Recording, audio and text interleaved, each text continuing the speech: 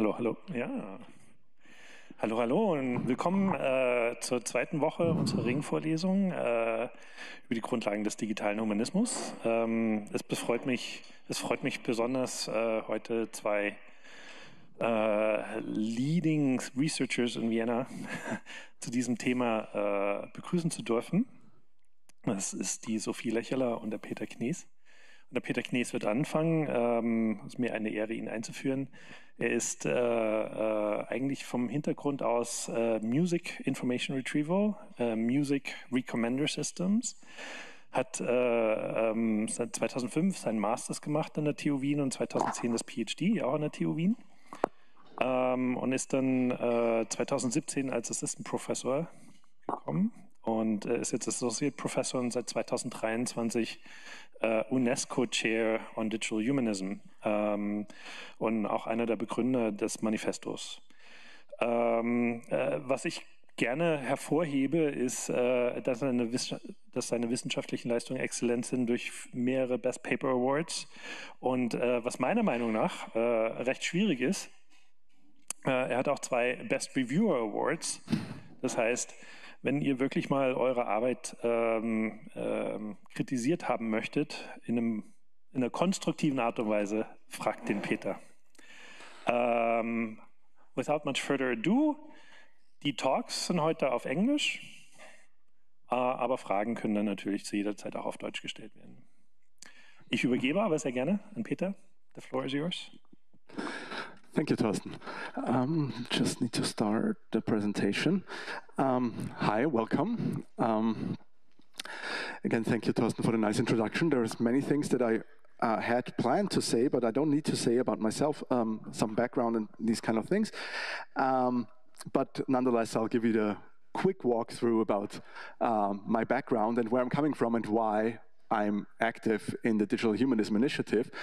And that Digital Humanism Initiative is the topic of the talk for today.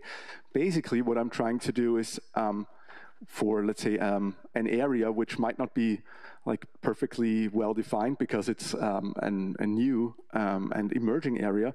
What has happened in the past? What have we done? What have we achieved already? And what should we do, or what could we do in the next years? And that is what I'll try to do. And I'll also try to bring this or connect this with some concrete or more concrete research questions. Does the microphone and everything work, or is there anything I need to adjust? Okay, thanks. So Thorsten already mentioned that my background is in music information retrieval, right? So this is an area that is, broadly speaking, at the intersection of music and AI. And that's why I'm interested in that. A, because I like music, and B, because it's like a low-risk area for the use of AI. So already back in the days, you know, people were doing like image analysis and trying to, I don't know, like detect cancer in images and doing like medical applications, all of that, which has, of course, huge impact, huge consequences if something is going wrong. I never dared doing these kind of things, so I always thought, let's do AI for stuff that doesn't matter as much, but can still be useful for people. And so I was interested in the question of what can AI do in the context of music, which led me to questions of, you know, search engines for music, to do like interfaces for accessing music catalogs. So it's kind of like a development from the research agenda to the responsibility that comes with developing these kind of products and applications. And yeah, so about the bio, I don't have to say anything here, but Thorsten already did this. So that was the background about me, and now I want to talk about the background of informatics. So I'm a computer scientist, so I will have, of course, a computer science perspective primarily about these topics. And if we talk about digital humanism, our entry point to this is, I would say, the importance of computer science for everything in the world, right? So computer science is kind of that technology that that drives this digital transformation of the world, basically of every aspect, of every area, of every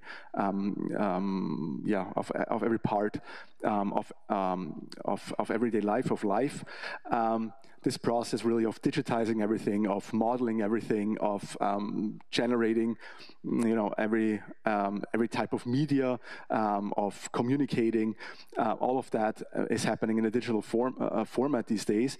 And so this digital transformation of society is basically covering all aspects of life. You could also argue that this kind of has turned basically like this whole society and the world into like everything basically that comes in contact with a machine or with software becomes a machine. So we're having like a connected computer and a global machinery that we're dealing with these days. And you could argue that computer science is providing, or like these developments are providing somewhat the operating system of our society, particularly when you look at or remember situations like COVID, where from one day to the next, you needed all this ICT in order to keep things going in a way. So it was obvious that without ICT, without communication digital communication means these things would not have been possible anymore. And so this kept our society running. Some would say better, some would say worse, but it was still possible to continue with many of the things that we did before already. So we would argue that it's the key technology to modern science and society. So basically for everything. And particularly one aspect that has come into the focus over the last years again is that of artificial intelligence and machine learning, and what it does to, let's say, to work, to decision-making systems and so on, how we're using these systems in our everyday lives, and what kind of tasks we kind of outsource to AI and machine learning. And the discussions that derive from that go from utopian views of like how everything will become better and how life will become much easier and like how AI is beneficial for everyone, to the dystopian view of how computers are going to take over and destroy us all, and there will be super intelligence, all of this. So you have like this broad spectrum basically in every discussion about AI and machine learning. The people that say great, the people that say horrible, and you're probably somewhere in between, like, okay, yeah, most likely. I can see both. It can go both ways. But we're dealing with this very insecure situation of not knowing where this is going and having this high risk associated with it, high potential, high risk technology. And so from this, apart from all this dystopian, like super intelligence questions that personally I think are not very realistic, but apart from that, there's actually a number of real threats, of real disadvantages that come with this technology and that we already observe. So we don't have to look too far ahead into like potential futures of what could go wrong and whether we will survive as humanity, but we can just look at what's happening already these days, right? And so there's a dark side to this digital transformation already. So we do see that web companies, platform companies, and so on, they gain a lot of power. They basically, this new platform economy with winner-takes-all principles lead to massive concentration and monopolies of the market. We see that from this, there's new economic powers emerging, but also political power that emerges, which also leads to new conflicts. So we're seeing this, these wars kind of going on the economic level on one hand, on the political level, but of course also now on a military level, where also AI has a huge share in the development of autonomous weapons, for instance. We see this in developments of social media, the development of echo chambers. We see this whole discussion about fake news, how easy it is to generate fake content, to spread misinformation these days. We see something which we, for the longest time, and this is also my background, would have seen as something very positive, but could be seen as something negative as well. The area of personalization, where you generate content and target content or like tailor content for specific people so that it fits their interests and needs. But this can be seen on the negative side as a massive way of targeting people, manipulating people. Cambridge Analytica scandal was one example of this. And we see that societal values are shifted intentionally by big tech. Concepts like privacy, Mark Zuckerberg, I don't know, like 10, 15 years ago or so said, like, privacy is a concept from the past that's not relevant, going to be relevant anymore in the future, simply because it kind of hinders his business interests. And so if privacy is the thing that keeps Facebook not from working more efficiently or getting more data, then we have to get rid of privacy. And this is in stark contrast to what people were expecting what the internet might be doing. And so pioneers of like internet and cyberspace and so on figured out this is actually not what they wanted, and they were very clear with statements like the system is failing, or by Tim Berners-Lee, or the internet apologizes by Jaron Lanier. So all the people that had like all these utopian visions of what the internet will do now figured out it actually didn't turn out so great as they thought it would be. And so we're seeing or perceiving in this completely digitally transformed world, we're actually seeing a world that is both digital and physical. And I would call this like a tech-mediated reality to some extent. So on this picture here, you see people looking at a sunset, but nobody's looking at the sunset, right? Everybody's looking at the phone, taking pictures, taking selfies, all of this. So you go there to experience reality. Nobody's experiencing reality anymore. It's always coming through some form of technology. And on the visual side, it's quite clear, but we're also seeing this in areas where it hasn't, like where it's not such a natural phenomenon. I would say like this augmented reality type of thing. If you have heard the announcements of the new AirPods, for instance, by Apple, they have like AI features where they basically can emphasize language, right, and the kind of conversations that you want to hear versus the things you don't want to hear. So this kind of hearing aid principle being emphasized here, but it's already, like AI mediates what we hear and what we don't hear, and there's some expectation of what are the contents that we should hear. So this concept of you can't close your eyes, but you can't close your ears. You can close your ears now, and you have also AI deciding what's coming through and what's not coming through anymore. So we're going more and more into this world of having like a tech-mediated reality. We see that this technology and infrastructure is basically a public good, even though it's owned by private corporations. But the participation is almost mandatory. So it's very hard to do anything without participating in the digital world. Like doing business, like transferring money, everything in that area, you basically have to be online. You have to have a digital way of doing that, and I mean, this is not what everybody wants, right? So if you consider what the Socialist Party and Social Democrat Party in Austria requested in the last for the last campaign, they had this like right to an analog life in their program. Basically, the concept that it must be possible to live a proper, good life and all of this without depending on digital tools. Everybody who wants to use that, of course, can, but there should be a way of opting out to these developments.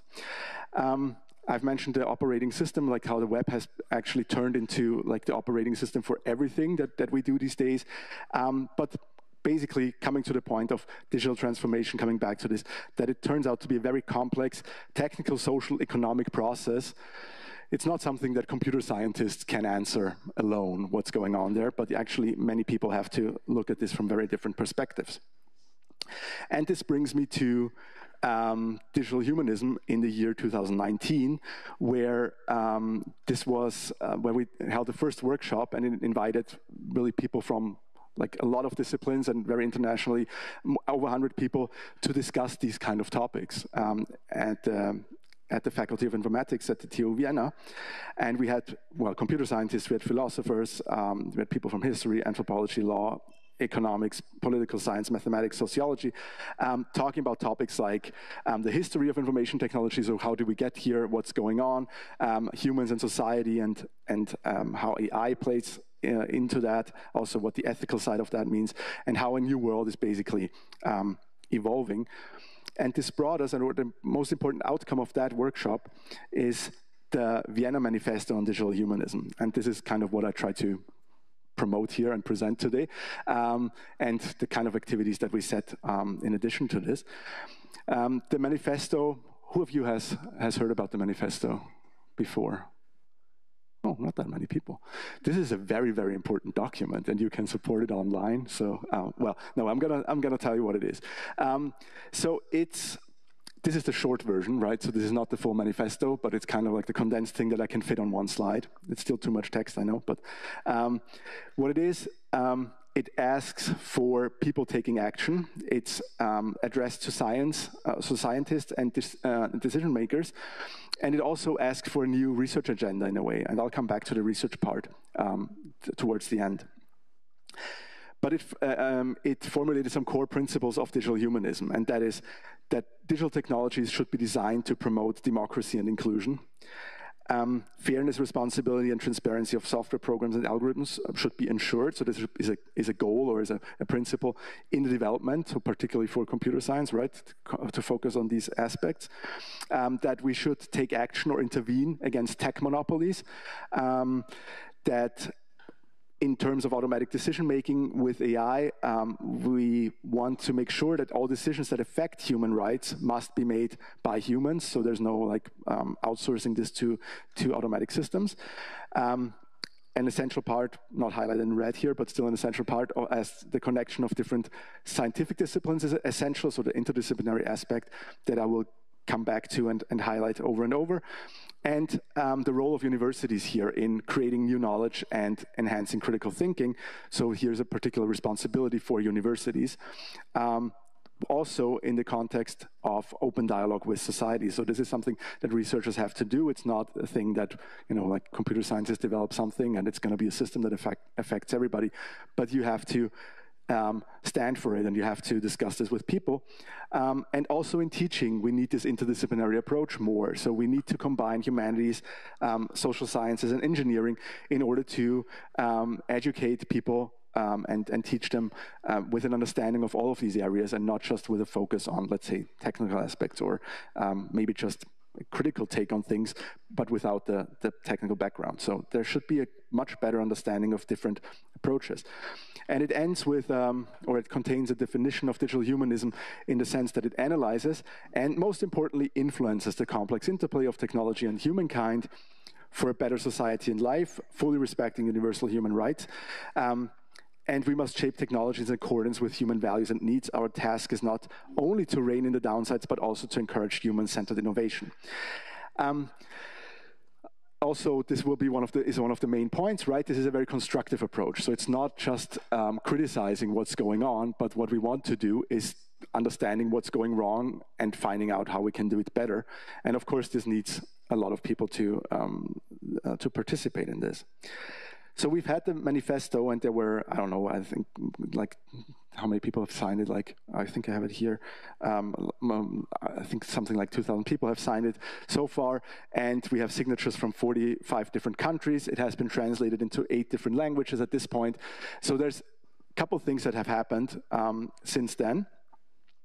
And this is why the talk is called the Digital Humanism Initiative, because now I'm telling you what has happened since we did this manifesto. So the manifesto itself still stands there and is the basis for many of these activities. But on top of that, the term itself has found quite some, was quite impactful. So we found this term again in government programs, in different declarations. I'll have some examples. The EU has included the term in a statement that they made at the United Nations. It led to fellowships with like programs with Institute for Human Sciences. We have it in research programs and innovation programs. So this term comes back on many different levels, and people identify with the principles of the manifesto and of digital humanism, and try to make it come to life in their own context. There's also a number of publications that talk about and try to, clarify or substantiate the concept of digital humanism in the meantime. So there's the 2 books, Perspective on Digital Humanism and Introduction to Digital Humanism, which are both open source or open access, open access books. And combined, they have by now, up to now, like almost 1 million accesses. So this is our edited books. There's like 60 or 40 chapters or so with different topics from different backgrounds. But this is something that is in high demand. So when you have something that is an interdisciplinary take on some of these issues, and you're not an expert in a field, but you need a very low barrier like entry or introduction to some of these fields, then there's a good chance that within these books you will find something that gets you closer to the field and at least gives you some pointers how to continue. There's also a book, a German book, Praxis des Digitalen Humanismus, which is a lot of industry and also corporations that and institutions that have reflected on how they could apply digital humanism in their practice and in their companies, which is also interesting to look at it from that perspective and talking about corporate responsibility and so on. Then we had this event, or basically we had this, we have established a UNESCO chair on digital humanism. My colleague Julian Neidhardt and me, Julian Neidhardt will also speak in the series in a few weeks. Don't ask me the exact date, but on the 30th, okay. 30th of October, so Julia, you will hear as well. And so at TU, coming from this background, also her background is in recommender systems, we're trying to push this agenda and do this within the TU and also in terms of like education and developing new curricula. And then one of the other outcomes, and that was kind of a relic from the COVID times, we continued our workshops online, of course, but we could also invite people and lots of speakers that we could not get otherwise, which would be expensive to get when flying them in. So we started an online lecture series on the topic of digital humanism, where we by now have like over 60 speakers or recordings. Everything that we've done here is available on the YouTube channel, and there are speakers like Frances Haugen and Darren Acemoglu and Stuart Russell and Anu Bradford and like really renowned people in their field. And well, all of the talks you can watch online, and I think it's quite a rich resource on discussions in this area and on digital humanism. And I'm, of course, using this also for advertising this lecture series. So the next speaker will be Wendy Hall, and that will be on October 22nd at 5 p.m. If you go on the website, dighum.org, you will find the link and everything that you need for attending this and joining the Zoom session or watching it on YouTube as it's streamed. Okay, so this is one of the things that's ongoing. So you see there's many things ongoing. On Tuesdays, you have that lecture series online.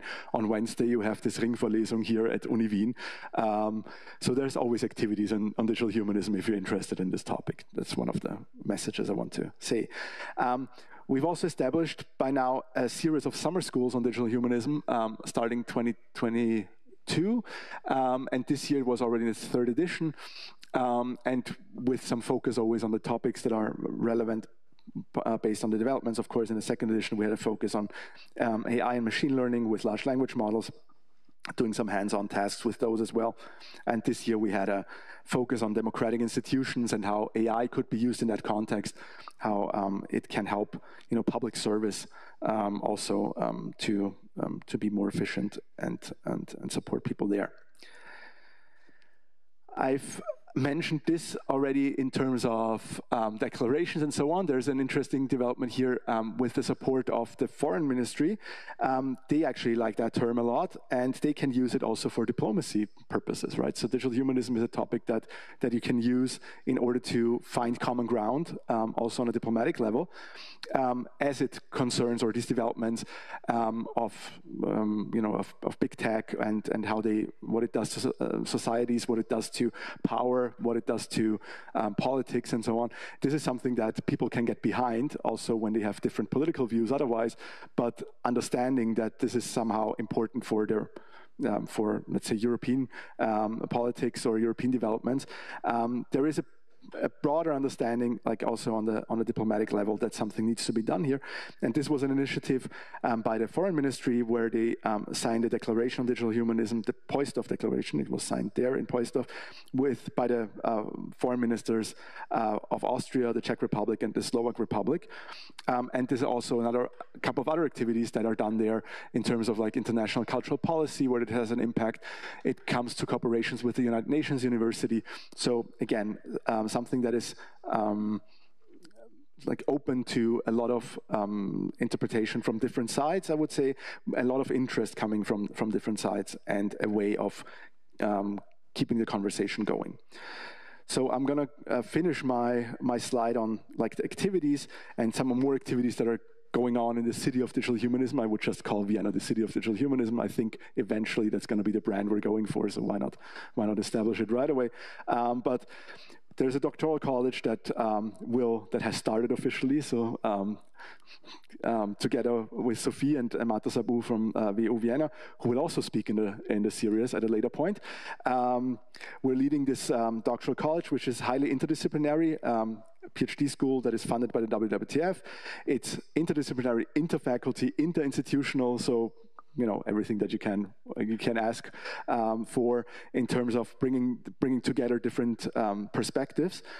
And here we're trying to go also for cross-disciplinary supervision on topics that are of interest to different viewpoints and different disciplines.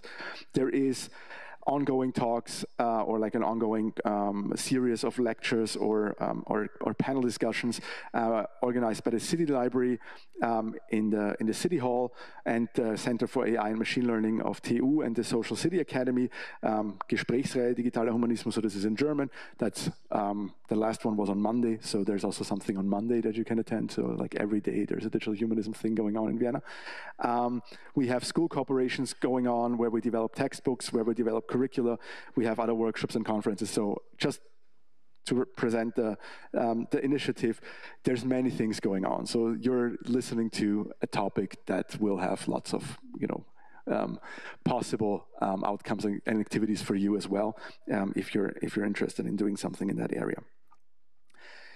And I promised that I'm going to talk about research, and then I realized it's a bit too short to really talk about research, but I'm trying to bring or steer the conversation a bit towards this research agenda that could be associated with it.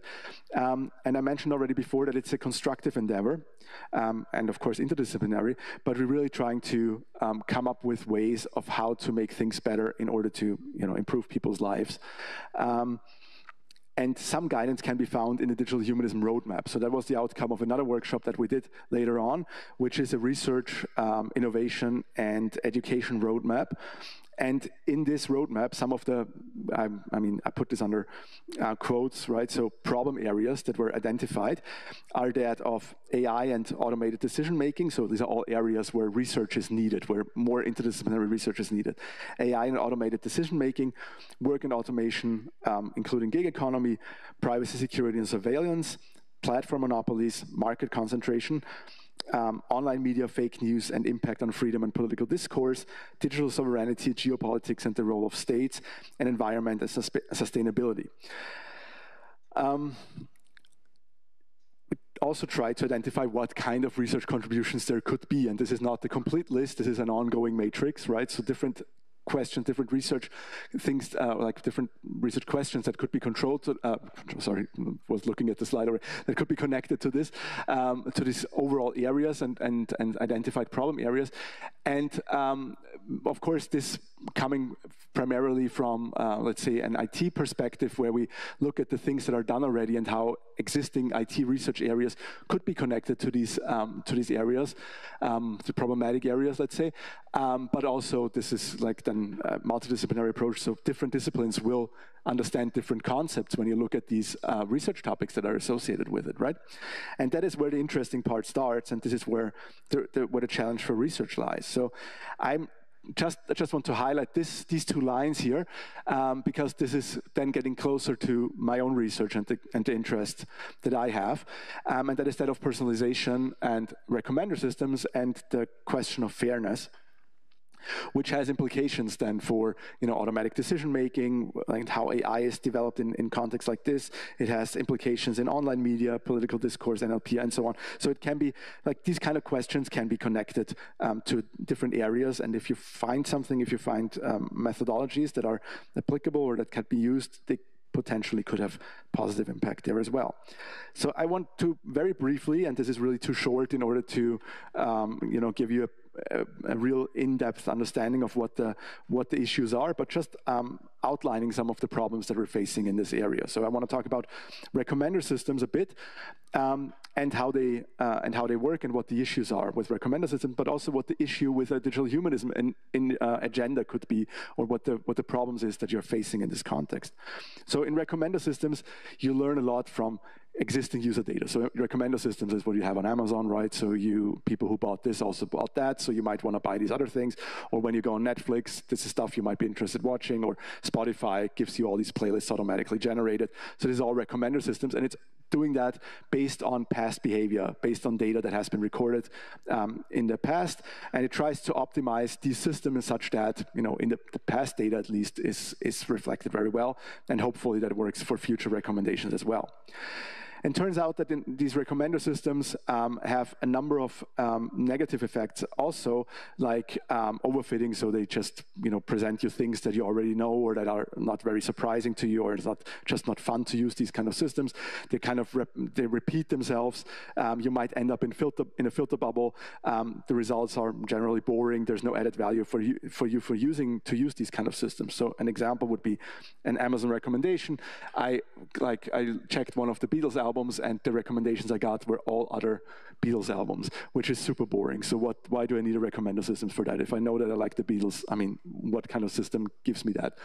Thanks. Yeah, great. So that is a highly accurate answer, though. So if you optimize a system and it gives you this, it will perform very well in the evaluation metrics, because if you know that a person likes Beatles, then all of these are great matches for that person.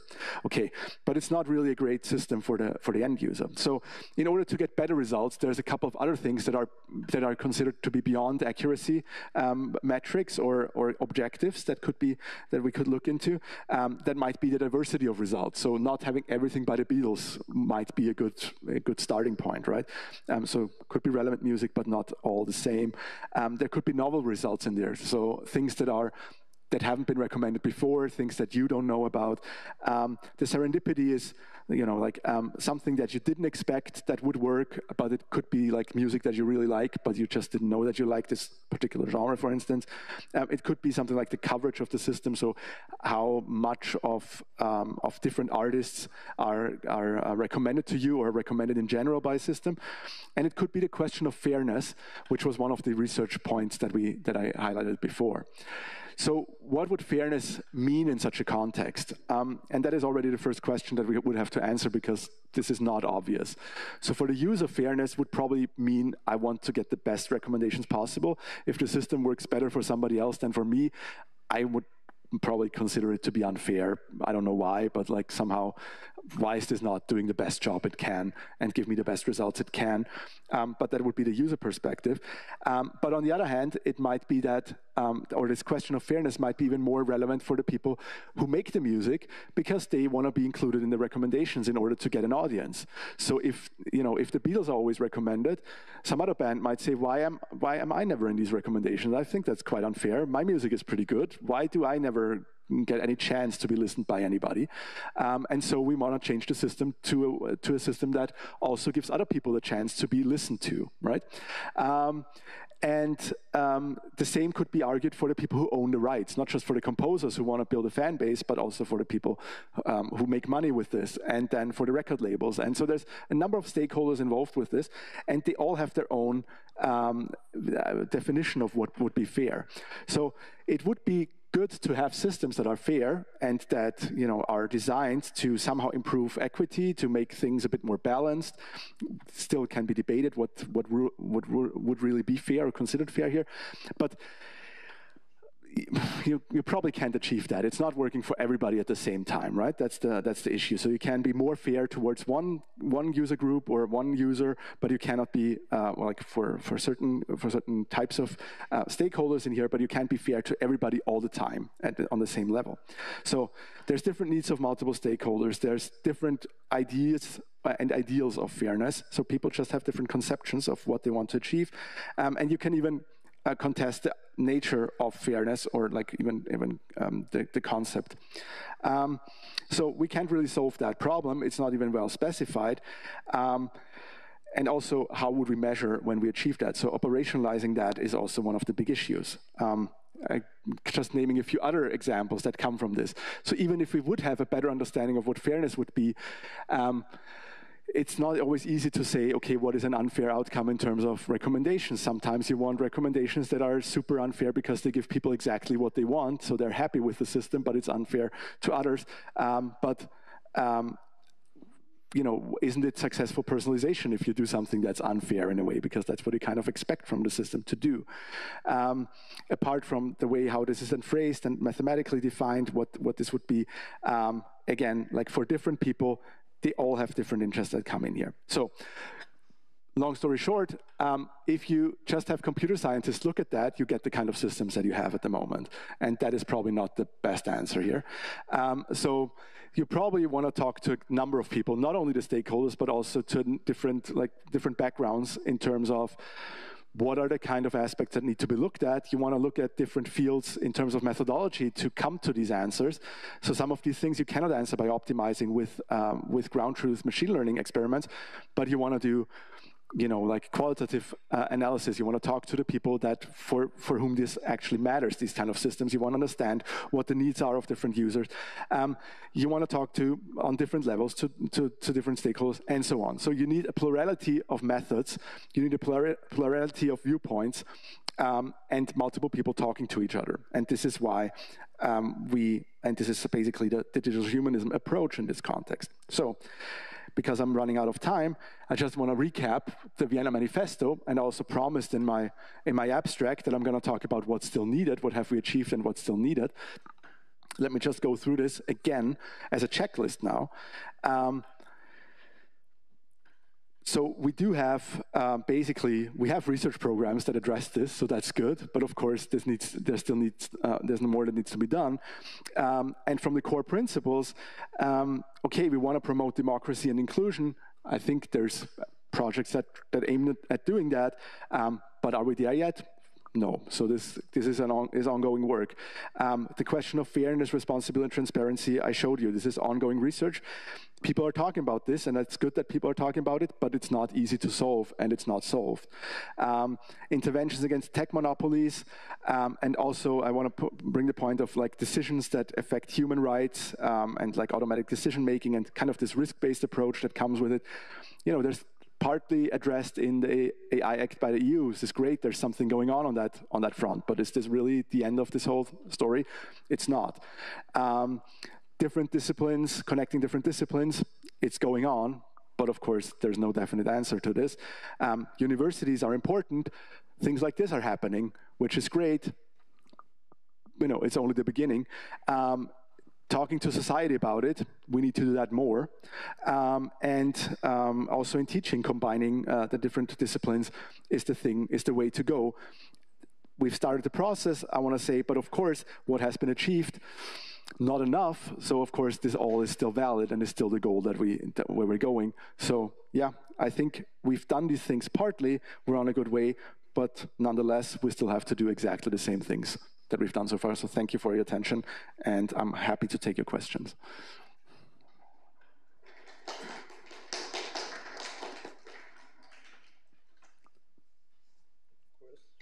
This one? Yes. And of course, there's room and time for questions. Anyone? Yes.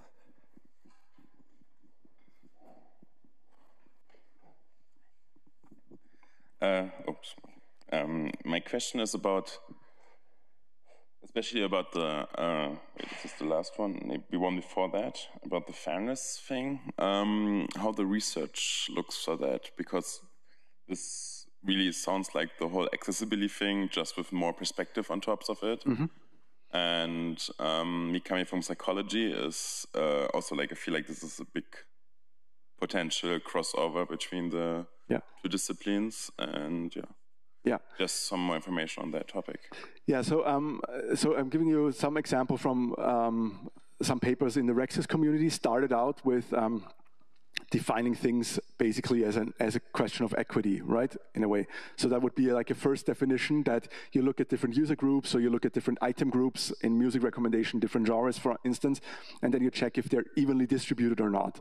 And if they're not evenly distributed, you say, this is unfair to one group, which is not a very, let's say, realistic definition of what's going on. It shows some possible paths of how to intervene in the distribution of the outcomes, and how algorithms could be manipulated or like changed in such a way that you can define kind of that final distribution. But what the distribution should look like, that's not, or is not well defined in this kind of research. So that is where different disciplines come in, and where different, as I said before, different needs and this multi-stakeholder approach comes in, because then you have to start understanding, is the system that's going on at the moment actually working for people, right? Why is it not working? What is the thing they would have expected? So it's interesting. There has been some work also with interviews of musicians and so on, that were asked about recommender systems, and their take was they like the idea of recommender system because it seems like a way out of an unfair and unjust music industry, which is favoring certain superstars and is not fair to the others in a way. And recommender systems could fix that, but it's not happening. It's actually emphasizing the problem.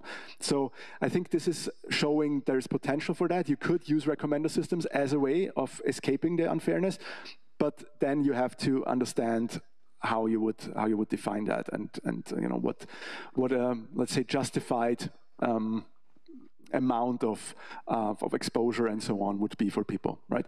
But yeah, this, as you say, I think this opens up many questions for cross collaborations here. Yeah.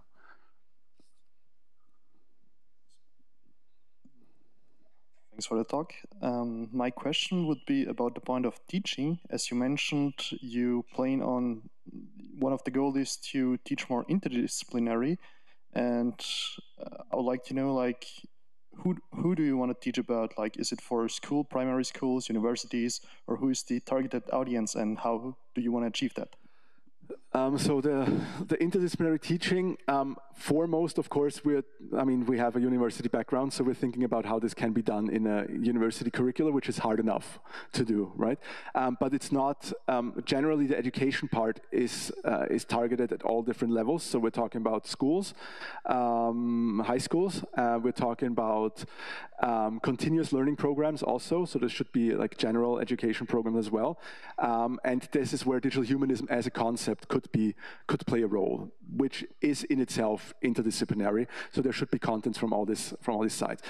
Coming back to the university curricula development, I mean, the first thing that's happening is, or where there's also practice and examples from the past, is the question of ethics courses, for instance, for computer scientists, which of course is not enough. So there's like all this question of teaching people what the implications and what the outcomes might be of the systems that they're doing and they're programming, but that itself is not giving you the big picture of what's going on. So I think it's much more,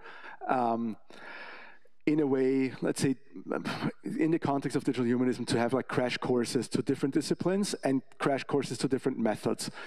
Personally, I'm convinced that the understanding of the methods is the key to understanding how different disciplines work, because that gives you a better understanding of how to read their papers, of what to expect in terms of validity of what scientific methods can do in different areas. And I think it just is a very, let's say, pragmatic way of understanding what's going on in different areas. So I think if we're taking that step first, understanding how different disciplines work and what they can do and what they can't do, I think this understanding is super helpful. Anybody else?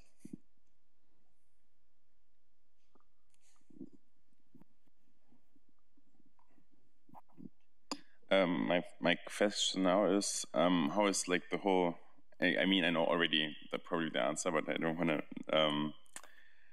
how well are the companies including people that care about that part? Because I know some ethic departments are popping up and some that here, but I think especially with the normal speed this happens, this is probably moral crashingly slow.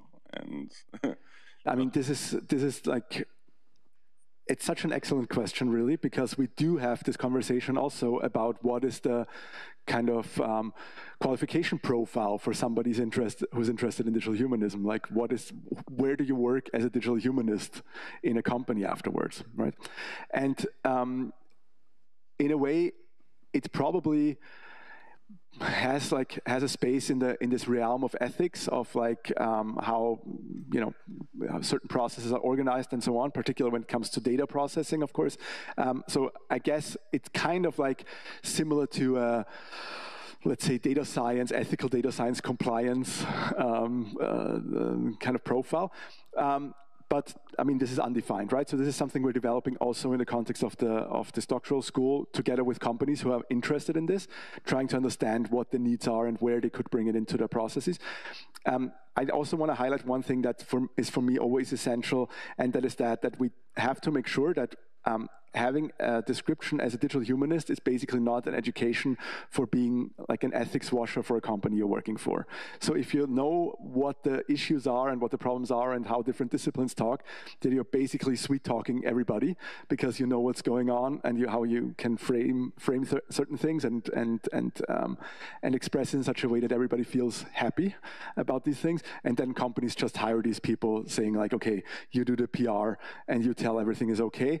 I think this is one of the big challenges that we have. And because it's so broad and it's not yet so specified where we want to go, the business aspect is a really important one. I think that's, you kind of nailed the, exactly, the question. Because I learned about all the accessibility guidelines and whatever Google puts out as well. And then I talked with a friend of mine who works as a project manager, and he pays some company to get them the certificate, and then something happens and they got the certificate for their app, and that's it. Yeah, the certification thing is, I mean, that's already happening in the context of AI Act, right? So there's a lot of companies that have showed up, so if you look for what I Googled something like AI Act implementation, right? And you get a page full of advertisements of consultants that tell you, we're going to make sure your company is going to be compliant to the AI Act. Start already now, and they're selling you what nobody knows what it's going to look like, but they can already tell you, we're going to give you the right words and the right check, like the right forms and the bullet points and all of this for you to get out of this thing. And the AI Act, I think, is great, but we have to make sure that it's exactly not turning into this. Into a new business model, like we see with financial audits, where you pay a company that they say everything's okay, and if everything goes downhill, then they say like, well, who could have known? But that turns into a business model quickly. So that's another thing that we have to keep an eye on. Yeah. Thank you. And maybe I take the privilege to ask the last question in this round. I'm curious how the effort that's been going on here for a while compares internationally. And as a Canadian, I, of course, have to ask particularly how it compares to the Montreal Declaration of Responsible AI. I think, with many of the international activities that are going on, it's very much aligned, right? What I think is a bit the unique selling point of digital humanism, so to say. It's not only about AI, it's not only about responsible AI. Of course, this is the big topic everybody's talking about, but we're talking more about ICT and technology in general. And I think we are a bit more political than a typical AI manifesto, agenda, statement, whatever, because these are very much focused on how the AI process, what it should look like, and how AI is going to be applied. But I think we have to really highlight the fact that AI is not somewhere disconnected from everything else that's going on in society. And so I think digital humanism is much more embedded or embedding AI in the larger context and societal context. So I would really claim this to be one of the unique things for digital humanism. Yeah. Thank you very much. Let's thank Peter one more time. Thank you. And it's my privilege to introduce Sophie as well. Little known fact, they both received their PhD at the same year in 2010 in different fields and different institutions.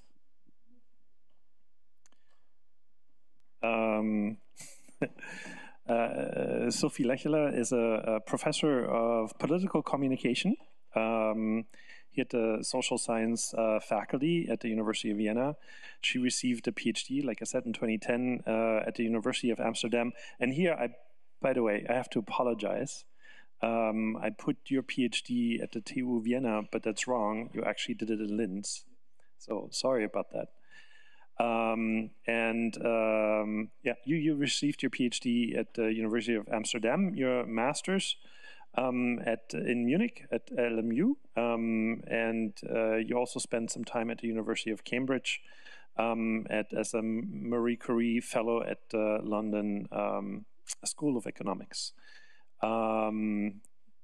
As just mentioned, you're both co-leading together with a colleague from the WU, the newly established doctoral school. So we're there.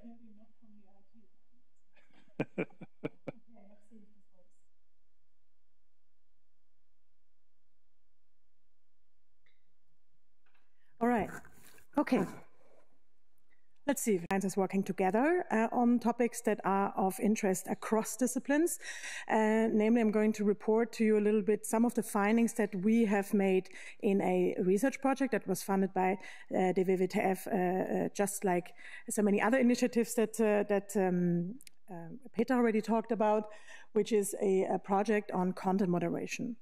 And as I said, I think actually, and I'm going to come back to that many times throughout my talk, I think content moderation is a perfect case study to look at both the technological realities on things that are developing online and also the social impact technology can have on society. As Thorsten has said, maybe, I don't know if you said it, I wasn't listening because I was panicking about my computer. I'm a professor of political communication, which means that I'm mostly interested in the relationship between politics, media, and citizens, how I call them, not users. So I'm really interested in political impacts and the question of how political debates change in digital environments and so on. And in this sense, I started a collaboration in a research project some time ago. I think it's 2 years now, called the TACO project. I mean, greatest abbreviation, of course, ever. Stands for Transparent Automated Content Moderation. Yeah, so not for the food, but and I can't take the credit for this acronym. It actually came from the TU. So the Alan Hambury, our partner there, came up with this name. Here you see the people involved in the project. Actually, one of them is even in the audience today, Anna Planitzer, and I'm going to talk about her research as well a little bit so she can correct me later about the things I didn't represent correctly. So we are a team of 7. I'm just counting, really half from the Uni Wien, where the social sciences are situated, and half from the TU Wien, where the computer sciences are situated in our project. And we've been trying for the last 2 years, trying to work on the question whether content moderation can be done in a better way. What I'm going to talk about today, I'm going to give you a little bit of the background for this project, because I think these are questions that again illustrate the challenges of digital humanism, namely that there are questions that are interesting both for those who build technology and for those who study the impact technology has on society. In our specific case, this is the question of incivility or problematic talk online. I'm going to talk to you a little bit about why content moderation is such a great interdisciplinary project and how it can be seen from different viewpoints. Naturally, I'm a social scientist, so of course I have a very social scientist frame on this, but I've learned a lot during the last 2 years, and learning doesn't stop. So I try to take different perspectives and to take into account that not all of you come from one field. Then I'm gonna give you a little bit some ideas of what we think the solutions could be from this research project in trying to make content moderation better, and I'll tell you also what we mean by better. And then I have 2 examples of research studies. Let's see a little bit how the time goes, of where we have implemented these principles and ideas of digital humanism basically into empirical research at the TU and at the Uni Wien. So, as I said earlier, content moderation is, in my view, not the only, but one of the great examples of how technology impacts society and how it is relevant across disciplines, not just in the social sciences and computer science, but of course also in many other disciplines, such as the humanities, in law, and so on. I mean, this is not the perspective I'm taking today, but I don't want to limit it this way. Why is it the case? Because it is a technology that has a huge impact about how people talk online, how people interact online, and it involves a huge number of actors or stakeholders or people and also non-people who are involved. And I think this question of how content moderation influences society is particularly interesting when we're not speaking about this. So quite often when we talk about content moderation or the question about how people are limited and enabled to speak online, perhaps about politics, but also about other things, we talk about hate speech. And that is a very, very important point. Yeah? Hate speech is also, as I said, relevant for law, relevant for ethics, and so on. But actually, it becomes even more challenging when we're talking about something that is not illegal, but something that might still yet be problematic. And there, I think most of you might know what I mean. These are things that you don't get prosecuted for, that you can't get sued over, but that might still be problematic for open democratic discourse online, or just for a feeling of safety in the spaces that you seek. If you want to talk about music, if you want to talk about anything else, you need a place to speak. So what is this problem, right? So this problem is something that we in social sciences often call incivility. I'll use a couple of other names throughout the talk. These names are problematic talk, toxic talk, and I'll come back to a definition in just a little bit. But this is talk that is beyond what is accepted, right? Beyond the social norm. So this is kind of one of the basis definitions for incivility. It's talk that violates our norms in some way, yeah? And why is this relevant for somebody like me who is interested in politics? Well, because our debates that form our democracy are based on another principle that goes opposite to that, and that is civility. So the idea is that when we talk to each other and when we try to come to decisions, be it about which music we like or which chancellor to choose for a country, so on all levels, we have certain rules that we have to abide by in that debate. Yeah? And this is not something I came up with. These are some of the fundamental ideas of how people talk to each other and reach decisions. And civility is one of the most prominent aspects of that. And if that is violated, or if we have an idea that this is increasingly and systematically violated, for example, online, then we have a problem. And this is something that actually has been studied for 10, 20, 30 years now. Namely, that there's an increase in what we call contentious talk in democracies, or sometimes it's also called politics of threat. The idea that people increasingly talk in ways online, but also offline. We're not just talking about online talk here, also in, for example, parliamentary debates, in a way that violates the basic principles that we have about how people should talk to each other and how people can reach decisions. And these violations, they can have actually negative consequences. And this has been studied in the analog world, right, but also in the digital world in the last couple of years, and has been shown repeatedly in empirical research that people feel excluded, people feel that people can't come to consensus, and a number of consequences that I think you're all familiar with, such as polarization, echo chambers, and so on. But what we also increasingly see in my field is that it has become a strategy as well. So it's not just something that just happens with the architecture of, for example, digital discussion forum, right? But it is also something that is wanted by, for example, political actors who thrive on division. Yeah? So it has become a bit of a self-fulfilling prophecy, and incivility has become part of our lives, and perhaps we can't even imagine a life without it. And the problem we find here, and this is a problem for regulators, for everybody, yeah, and for the police, even, and for everybody, is who do we protect and how do we protect people? And actually, how do we do this without infringing on other basic principles of debate, such as freedom of expression and freedom of speech? So this is the problem that we have. So does it still work? I'm just always looking here.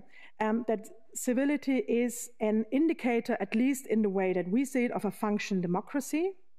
And this comes from somebody called Habermas, who maybe many of you know, a philosopher who's come up and who's widely used, not just in the social sciences, but across disciplines in trying to explain how things work. This idea is that if there's an absence of civility, then this will lead to a breakdown in democratic function.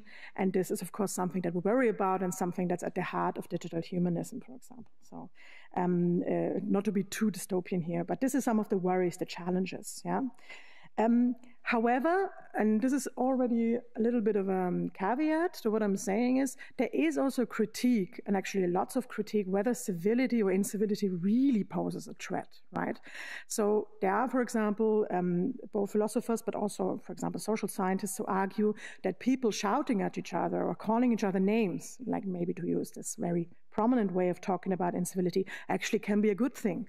It is a sign of passion, it is a sign of involvement, it is a sign of participation. So this is really already, you're seeing the crucial problem we have, both as social scientists trying to understand the impact, but also as computer scientists trying to define what now is problematic, when nobody can actually agree, or at least there is not one way of looking at these type of violations online, beyond what has been clearly agreed upon by laws and regulators as being hate speech. So what about this gray zone? This is really the big challenge. We have hard to define content. And what actually happened, and again, a great example for digital humanism and why these type of initiatives are needed, is that pretty much every discipline and every subdiscipline of every subdiscipline, every research group in every subdiscipline has come up with a different definition of what problematic talk would be and how it should be alleviated online. And this is a problem, right? I think that's pretty self-explanatory. And then there's also a growing realization with this like breadth of definitions that perhaps being problematic lies in the eye of the beholder. And this is a bit of a killing argument that often scholars of incivility and research get. And people say, well, nobody agrees whether calling somebody a name is actually offensive or should actually be deleted. So how can we ever find common ground? Who makes these rules? And again, here we come again to a problem of digital humanism. Who makes these rules? Are these rules of ethics, law, philosophy? Are these rules of technological possibility? So what can we actually detect? I mean, obviously, if I call somebody I'm not going to say this is distributed on the internet, but a bad name, this is something we can detect relatively quickly. But what about sarcasm? Or like just making a bad face by saying something, right? Or just using innuendo, So what about these type of finer parts of potential incivility? How do we deal with that? Do we simply accept that there then are technological limits to what we can automatically detect, for example, online, and just deal with it? Or do we try to drive this automation of content moderation forward? These are ongoing debates, and I don't have any final answers for you today, sorry. But these are things that we've been talking about in this interdisciplinary group. What's probably easier is to define incivility more as a process or a strategy rather than something that is connected to actual words per se. I mean, we can probably say that some words are always offensive, but even there are different opinions about whether they then should be deleted, for example, online, right? So if we then understand incivility more as a process and something that involves not just the word, but also the actor, the person who brings it forward, and the person who it is directed at, we perhaps already have a fuller understanding. Just to give you one possible kind of way of understanding incivility or these norm violations. This is something that's often used in my field. These are three terms that often happen. I've also seen them used in specifically toxicity in the computer science world quite often. Negativity is something that is actually seen not as problematic, theoretically, right? So negativity is part of politics, perhaps. It's part of debate. People disagree, right? So this is kind of the lowest form of something that we might want to have a look at, but is not problematic per se. Incivility is then where the norm violations come in, so where we perhaps have something called hyperbole. So hyperbole, that means that people exaggerate, right? So exaggerate too much, shouting and these kind of things. Again, we already notice as people who want to look at online discourse, how do we even detect this, right? Hyperbolic, like people doing too much, yeah? Overstating problems, for example, right? So we're not just talking about these like easy differences of, calling somebody a name, not calling a name, but we're talking about talk that could potentially be problematic. And then we have toxicity, and I want to give a little bit of a red flag to the word toxicity, which is very widely used in computer science, I mean, relatively widely. Toxicity is in itself a normative concept. That means it assumes poison, right? So it actually already assumes an effect. It assumes that something is going to poison somebody or some place. And it is built in that. So versus words like negativity or incivility can be used quite openly, right? The word toxicity and also the word problematic means that there is actually something that needs to be solved, a problem, right? Nobody says poison is great, right? Love being toxic. Right, so the valuation of the behavior is in the term, and that can be also a problem if we acknowledge that there are very big differences in how people perceive problematic talk. Right, so toxicity is a very effective term because it sounds terrible. Yeah? It's like we have to do something, we have to find a cure, but actually the terminology in itself can push the concept too forward, and therefore. Sometimes, at least in the social sciences, we try to be a bit careful with toxicity because it assumes this effect that we don't even know it has, right? So yeah, that's just one of the debates that we've been having for the last 2 years. So let's come back to content moderation. Content moderation as the answer to toxicity, to incivility, to problematic talk. What can it do, right? I think you all, I'm assuming, familiar with what content moderation is in the widest sense. It is a form of governance, a form of regulating, and I don't mean this as a legal term, online discussions of any form. Doesn't have to be political, doesn't have to be only on social media, it can be on forums and many other spaces. It is something that is used by companies, meaning tech, platforms, social media, but also by other companies. I mean, in Austria, the most famous example, of course, is Der Standard and the forum in Der Standard that is often used, and that I'm sure colleagues also from the TU will talk about, because they have a lot of work that they're doing there with these online forums. And it is something that is done by both humans and by automated means, and I'll give you some examples of what it is in just a second. But there are certain expectations behind it, and these are summarized here. On the pro side, it is seen as a real answer for kind of bringing a safe space to people, kind of facilitating cooperation between people who talk online, preventing obviously abuse and any kind of other violations, ensuring that standards are upheld and these kind of things, right? So there's lots of good things about content moderation. It make absolute sense. But there's also lots of challenges and concerns. Most prominently, probably concerns of censorship and freedom that is being inhibited, specifically in spaces where we talk about politics or where people who are not of a majority, so of a minority, operate, right? So there's lots of questions about whether content moderation is a good thing or a bad thing, and in which context it is a good thing or a bad thing. It has also been connected to all sorts of biases. It's not the only system that is connected to that, but of course, what is being deleted, who is getting banned, and these kind of things can be hugely problematic depending on what type of logic is employed. It can also overreach, meaning that the people who govern the spaces where we now spend most of our time, yeah, even if you don't actively discuss stuff online or comment, you are there and you are seeing it and you are participating in it. The question is, who has a right to really, really govern the space beyond like business rights? And that's most important for us in our project. There's a huge lack of transparency how it is actually done, both by larger platforms, but also in smaller companies, lots of concerns. And this has led to quite a lot of frustration among users, citizens about how it is done.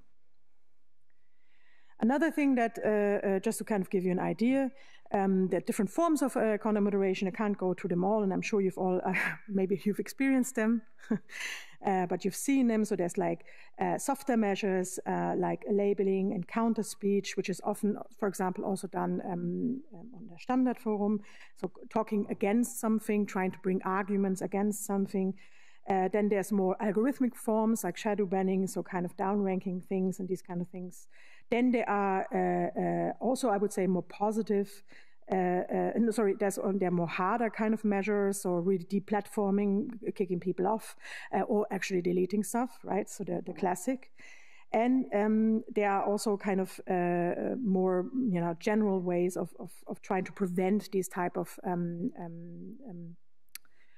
any type of transgression, whatever that may be, by putting this on the user themselves. But this is really not the only way, right? And what are the challenges then, beyond what I just said, these more general concerns? And this is, again, something that was very interesting for us. So first of all, any type of model or strategy to govern some sort of forum or social media feed needs a unified definition of what's wrong and what's right. We don't have that. I already said we don't have this definition. Yeah? There's lots of talk and lots of thought, and also papers within our project going on to the question, how can we achieve such unified definition, but it doesn't exist. There's lots of regulatory challenges that we are not even addressing in this project, right? So the question of where a company is sitting, who is liable, who is responsible when something happens, and these kind of things. I'm not going to go into it. I think last week Natalie Hellberger talked a little bit about that as well. And then something else that really interested us, there is, to this point, a very, very little attention to the idea that the users, the people who are actually impacted by content moderation, are obviously not all the same. In this room, we have people of differing ages, differing political attitudes, differing knowledge, differing education. And these type of individual level differences are very rarely taken into account in the type of content moderation, both human moderation, so by human moderators, as well as automated or semi-automated moderation. And this is something where social sciences can really make an impact for computer science in telling computer scientists more about these individual and group differences. And this is something that we've been trying to do in this project. So how do we achieve better content moderation according to this project? To find a bit of a balance between what's possible and what should be done. And what should be done is defined by what we call user-centric approach. So an idea that users themselves should participate in the design of the content moderation that rules them, to the extent that it's possible, obviously, right? That we acknowledge that research on technological innovation must take social science and humanities into account by finding out what these differences actually are, and therefore actually give a voice to users. Actually, from a very strategic point of view, this is also a good thing, because it also may empower people to adapt certain type of models more easily and also use a platform more readily, right? Little caveat, also has risks. Yeah? It all sounds amazing to say, oh, let's empower everybody, let's participate, everybody should participate, great. But people are biased. People are racist. People don't always know everything. So how do we balance out user participation with the generation of truly fair and transparent systems? Yeah. You can ask me in a year again what the final verdict of this is, but this is the main challenge here. Giving voice without putting additional bias into the systems. So what we've been doing in this project is, and I'm usually a quantitative social scientist, so I do usually experiments and stuff like this, but we've gone all the way into a qualitative realm, telling our computer science colleagues, okay, we're going to do like qualitative focus groups and interviews with people, trying to really delve deep into a question of what do these people want? And then trying to make that knowledge usable for perhaps definitions of toxicity, incivility online. So I'll give you two quick examples before I shut up. The first one is a paper that was predominantly written by one of the PhD candidates who's affiliated with the project, Andrea Stockinger. And she actually said, well, why don't we ask the human moderators? And With a caveat, I think most of you know about, these huge farms of human moderators in different countries that work for the very large platforms. Here we're talking about human moderators working in the German-speaking world, mostly for companies like the Standard and these kind of things, trying to see a little bit how they wish content moderation, automated content moderation be realized, and specifically, how do they deal with this gray area of what is actually problematic beyond the very obvious hate speech. So she kind of said, well, there is very different ideas of what incivility is. I just talked about this for half an hour. So how do the human moderators do this? When everybody has a different idea of what's offensive and you let humans moderate, this must mean every moderator has a different strategy, right? Of course, that's not the case. So what are the strategies that unite and divide human moderators, and what can kind of more automated systems learn from that? So she did qualitative interviews, which means that she did this in-depth kind of conversations. They're not conversations, right? So they are guided interviews where she talked to these people working for news organizations, but also parties, political parties, and people who govern social media accounts, but also forums and these kind of things. And then she analyzed that data. And the first thing she asked is, so what's the gray area actually? What do people think is really a gray area? And some things were quite clear, not a gray area, and these, for example, insults, right? So name calling and these things we can actually neglect relatively quickly as something that's easy to moderate. But for example, things like misinformation. Yeah, misinformation is a problematic one because naturally, by definition, it's false, right? But it is actually not always intentionally false. So disinformation is, but if I'm misinformed and I really believe that you should eat horse stuff against COVID, or what is that horse medicine, and I talk about it, should I be deleted simply because I'm misinformed? So I get punished for not knowing the facts. Yeah? So these are questions that were really challenging for these human moderators. And you can see very clearly that they absolutely build their content moderation strategies according to this clear case versus gray case area. So gray cases do not get punished very heavily because there is simply too much unclear definition within moderators' training and also the tools that they use, if they use automated tools, in how to find out what is actually something that goes, for example, against community rules and so on. So usually when we have gray areas, we see things like correcting, explaining, and asking questions rather than deleting and blocking, which is, for insights and clear agents. But what this shows, and I'm just going to brush past this because of time reasons, is that the human impact that we have to understand on these type of technologies goes beyond just the users, but also the other humans who are involved. So a truly comprehensive view on how a system works, like a content moderation way you do content moderation in a company or in a platform, is by involving all the human stakeholders and trying to find out about how they work. Anna, who is sitting in the audience here, did a second great study here on then the users themselves. So we asked people in focus groups, what do they actually think fair content moderation or transparent content moderation is? And again, the idea here was, as I said earlier, that because users are important stakeholders, because we are so interested in responsible design, we need, and because there's all these changes due to AI, we need to find out what users themselves want. Here we have the qualitative method of focus groups, very prominent also in social science, which is a bit different from interviews, meaning that you are in these groups discussing and actually bouncing ideas off each other. And that really is a different way of getting to knowledge, right? So rather than saying, okay, tell me your life story, but people discussing, making sense of things. And what are her findings? Well, her findings were that on the one hand, yes, people want to see offensive stuff moderated. That's not surprising, right? So people are okay with, discursive characteristics that are problematic, like calling each other names to be deleted and so on. But actually, what users want is an absolute focus within content moderation on both the author of a violation and the target. So if I can translate it to an example, if I call somebody a bad word, it depends on why am I doing it? And who is this person, right? And if you are interested in content moderation, you already realize that's a problem. How can we find out about these motivations and who the target is in an anonymized system where we don't know who the people is who are talking, right? And where we don't know what stands behind a certain word or an insult. But this is something that was very central in the findings that Anna had, this idea that users say, actually everything is fine, everything is okay, but it always depends who says it, why, and to whom. Seems very logical, but it poses a huge problem for platforms. Because how?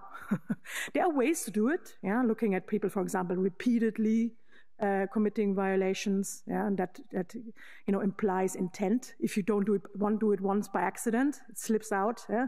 But if you do 10 times calling somebody a bad name, there's intent. Right? The same with the vulnerability of the target. Who is vulnerable? Can we make this based on social ideas, women, men, young, old? Ethnicity, or how do we decide who's vulnerable in a certain space, right? And aren't we all? So listen, and another thing is that the history of a platform also plays a role. So there are platforms that users expect to be shitty. And there are platforms where users expect fair discussions. There's a difference between a news platform and Telegram, yeah? And this makes sense, right? But this is something that's not often taken into account when companies sell these type of content moderation ideas, or when we think about how can we make transparent content moderation. And then the next thing that she found to a question of what is now responsible, specifically AI-led content moderation, is that users actually want, and you're going to like this maybe, more personalized content moderation. Maybe you're going to like it, maybe not, I don't know. So this is something that was actually a really interesting finding because based, on questions such as, people being critical about AI, and this is of course something that we found, right? There was an assumption that personalization in content moderation is not something users want, but actually it makes a lot of sense based on what I said earlier, right? It depends on who says it and to whom. So people want to have agency in setting standards in their own news feeds, in their own apps or whatever they use, in trying to find these personalized strategies of what they see and what they don't see. And this is the last stage of the project that we're testing right now, where we're going to see whether, if people get the chance to then say, I don't want to see bad words and stuff like this, do they really accept that? Do they really like that? Does it really have positive effects? So what are the implications for digital humanism? As I said earlier, content moderation to me is a very illustrative case in trying to show the difference and the real problems between technological reality and what social scientists think would be a good idea. Yeah? We've had long discussions about what's possible, what's not possible, what's semi-automated content moderation, automated content moderation, who is paying for this and who's doing this, and so these kind of things. So there's all sorts of debates that are going on that we need to talk about.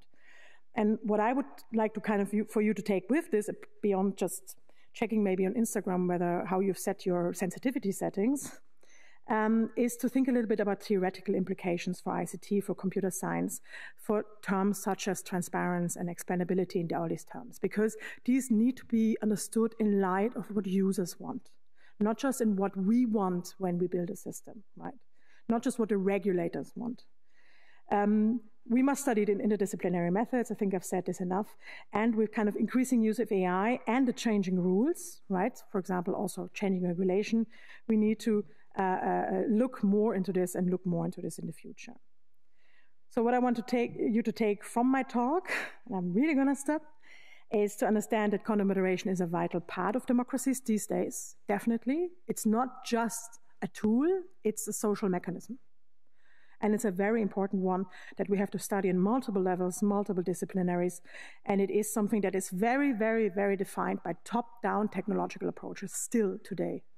And that's a problem. So we propose this user-centric research, and more of that is needed to really solve the problem of how can we have fair and inclusive spaces online. Thank you. I have 5 minutes for questions now.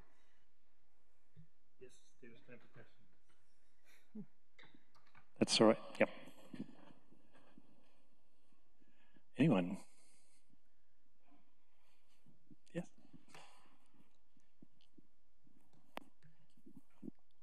Thank you for the talk. A question of mine would be, as much of our today's discourses happen on social medias, and many, if not most, of the biggest social media platforms come from the US, and they, in the end, make their guidelines. To what extent this leads to a US-centric, US-centric influence on our discourses and discussions overall? Yeah, thank you. Great question. Well, first of all, naturally, the question that this is a global endeavor, and that a lot of the ways content moderation is done today are originating not, for example, in Europe or in, for example, the German-speaking world. For something that's so culture and language specific is a problem, right? It's something that to an extent is acknowledged by platforms, for example, in trying to come up with, more specific ways, and, for example, trying to take into account specific political systems, right? So there is sometimes you see these pushes from platforms like Meta, Google, to go into specific political systems and acknowledge the differences. Yeah. So, for example, the levels of polarization or how campaigns usually work before an election day. But these type of norms that you're talking about, they're very much defined by a Western lens. I would say that it's actually not only limited to the platforms, but to generally our understanding how democratic discourse should work. I mean, I said that Habermas, German philosopher, who very much kind of coined that idea of civility in online discourse. But as I said earlier, there's also there's many kind of conflicting normative models, even from the West, even from the US. So, for example, models of feminist and participatory democracy talk more about including periphery voices in order to create a fairer society, versus for Habermas, and not just him, but many others, the highest value was a reasonable and informed debate. So even from that point of view, it is very difficult for platforms to see what the standard should be. But I agree that it is hugely biased.